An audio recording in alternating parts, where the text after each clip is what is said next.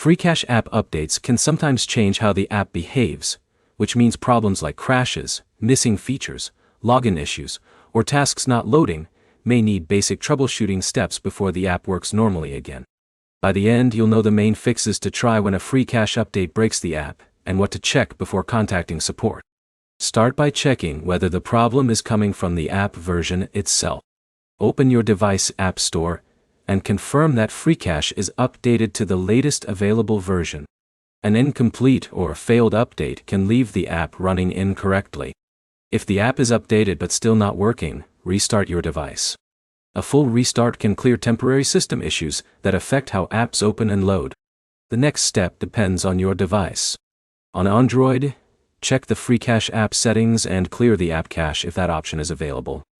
Cached files can sometimes cause problems after an update because older data may conflict with the newer app version. On iPhone, reinstalling the app can help when an update causes unusual behavior. Deleting and reinstalling the app gives you a fresh copy of the current version. Check your internet connection before testing the app again. Freecash requires a stable connection for account access, offers, and task information to load correctly. If you can open the app but your account information, offers, or tasks are missing, avoid creating a new account.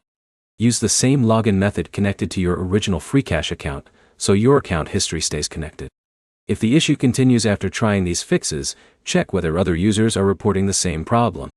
Widespread update issues usually require a fix from the app developer rather than changes on your device. When contacting Freecash support, include details about your device type, operating system, app version, and the exact problem you see.